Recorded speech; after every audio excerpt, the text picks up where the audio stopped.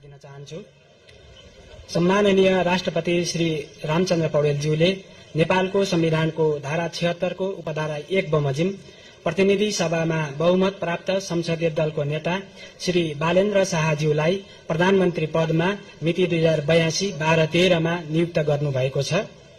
नेपालको संविधानको धारा 80 बमोजिम आज यस समारोहमा सम्माननीय राष्ट्रपतिज्यू समक्ष नवनियुक्त सम्माननीय प्रधानमन्त्री श्री बालेन्द्र शाहज्यूले प्रधानमन्त्री पद तथा गोपनीयताको शपथ लिने कार्यक्रम रहेको छ।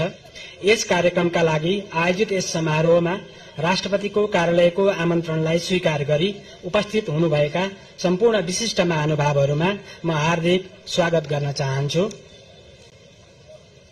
अब म सम्माननीय राष्ट्रपतिज्यू समक्ष प्रधानमन्त्री पद तथा गोपनीयताको शपथ लिन नवनियुक्त सम्माननीय प्रधानमन्त्री श्री बालेन्द्र शाहज्यूलाई सादर अनुरोध गर्दछु।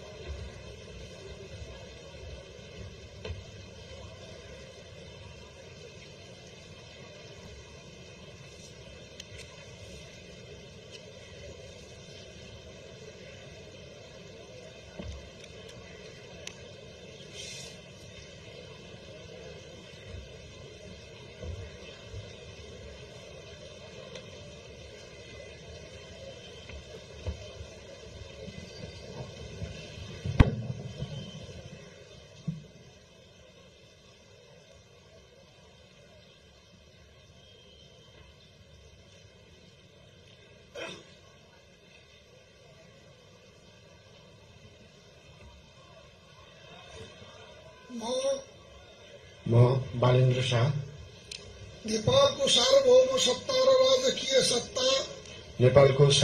सत्ता र राजकीय सत्ता नेपाली जनतामा निहित रहेको नेपालको संविधान प्रति पूर्ण वफादार रही सत्यनिष्ठापूर्वक प्रतिज्ञा गर्दै ईश्वर, देश र जनताको नाममा शपथ लिन्छु कि प्रधानमन्त्री पदको जिम्मेवारी प्रचलित कानूनको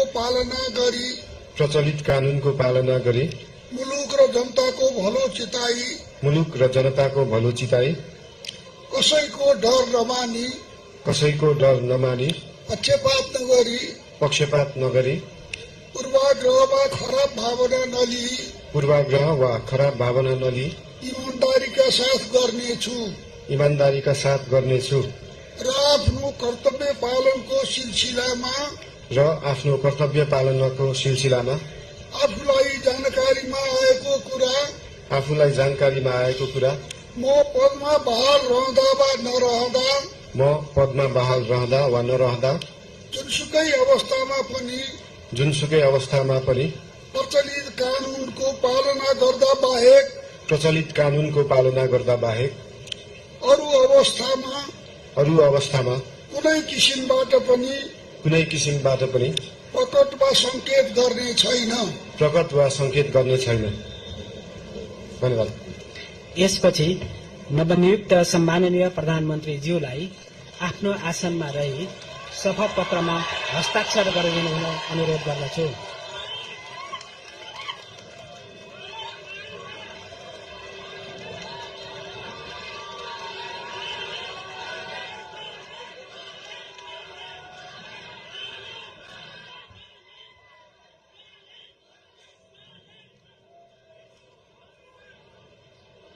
सम्माननीय प्रधानमन्त्री श्री बालेन्द्र शाहज्यूबाट प्रधानमन्त्री पदको पद तथा गोपनीयताको शपथ लिने काम सम्पन्न भएको छ।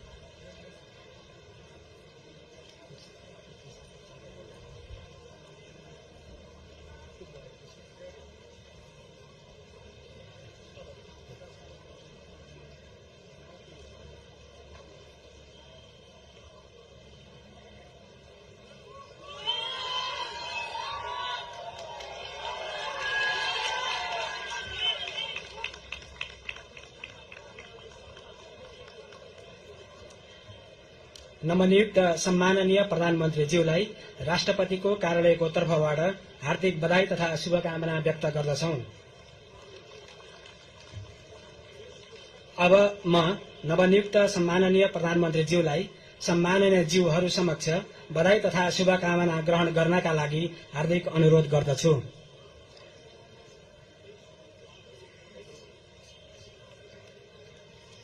अब मञ्चमा आसीन सम्माननीय ज्यूहरूसँग परिवारजनसहित सामूहिक तस्बिर लिने प्रयोजनका लागि शरीक भइदिनु हुन नवनियुक्त सम्माननीय प्रधानमन्त्रीज्यूलाई अनुरोध गर्दछु।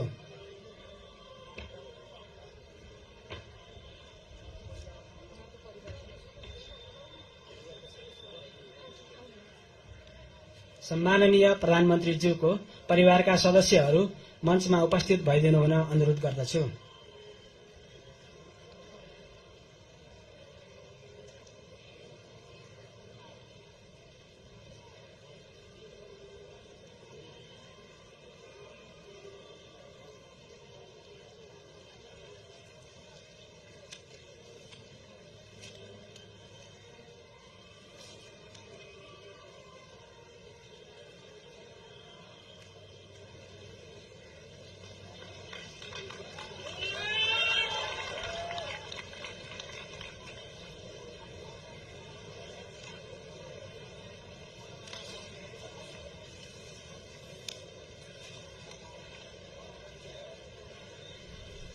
दर्शकवृन्द, राष्ट्रपति रामचन्द्र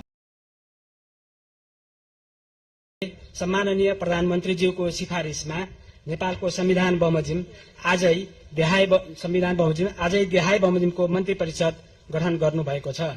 सोको जानकारी गराउन चाहन्छु। सम्माननीय प्रधानमन्त्री बालेन्द्र शाह, रक्षा, उद्योग, वाणिज्य तथा आपूर्ति। माननीय डाक्टर सोडिम वाग्ले, मन्त्री अर्थ मन्त्रालय। माननीय श्री सुधन गुरुङ, मन्त्री गृह मन्त्रालय। माननीय श्री शिशिर खनाल, मन्त्री परराष्ट्र मन्त्रालय।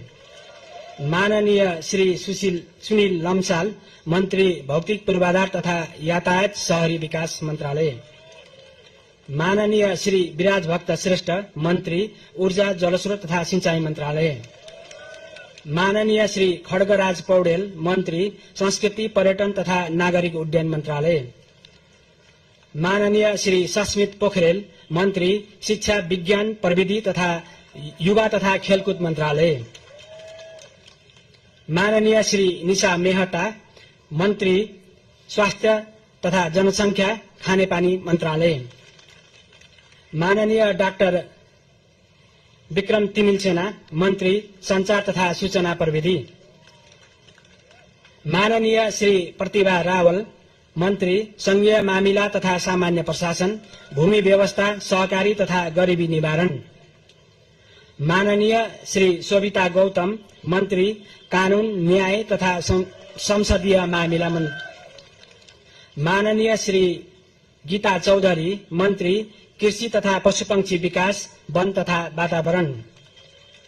माननीय श्री दीपक कुमार शाह, मन्त्री श्रम, रोजगार तथा सामाजिक सुरक्षा। माननीय श्री सीता बादी, मन्त्री महिला, बाल बालिका तथा ज्येष्ठ नागरिक।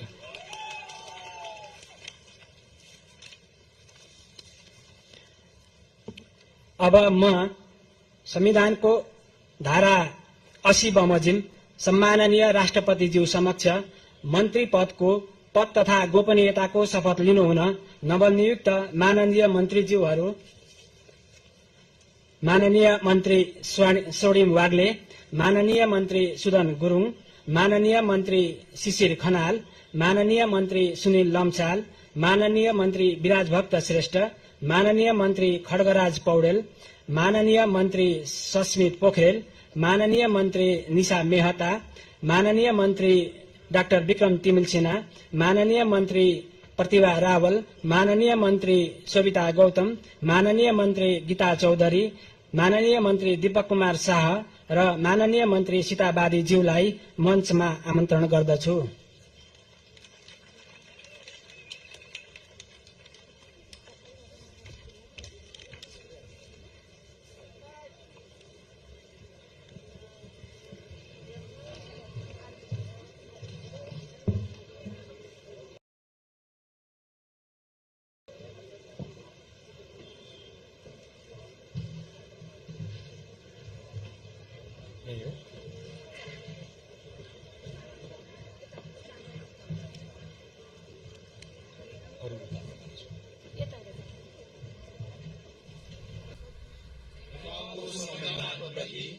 पूर्ण वफादार रही सत्यनिष्ठापूर्वक प्रतिज्ञा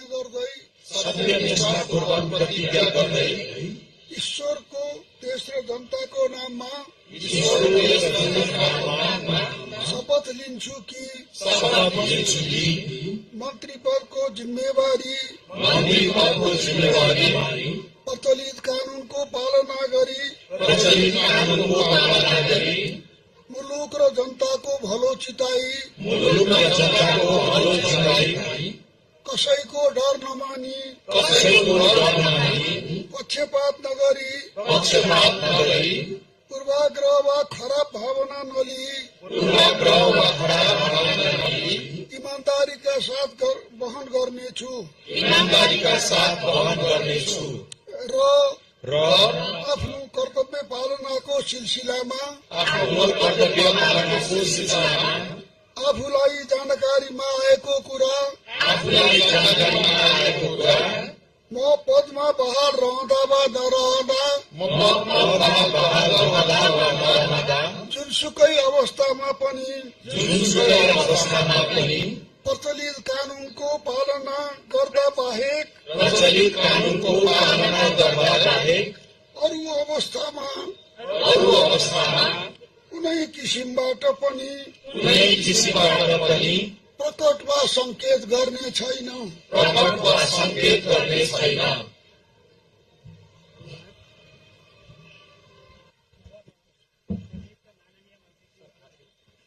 आसनमा रही शपथ पत्रमा हस्ताक्षर गरिदिनु हुनका लागि अनुरोध गर्दछु।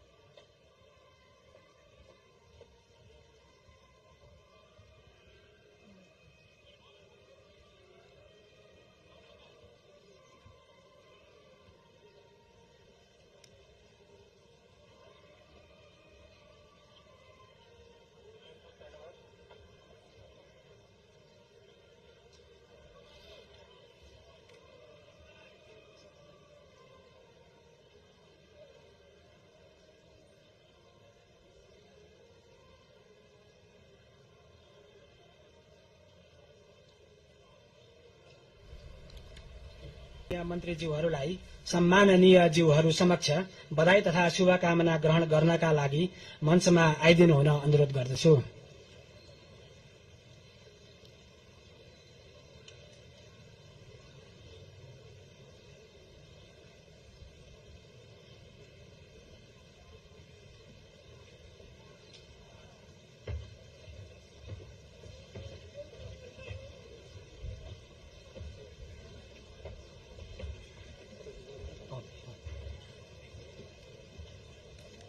बधाई तथा शुभकामना पछि फोटो सेसनको कार्यक्रम समेत रहेको जानकारी गराउँदछु।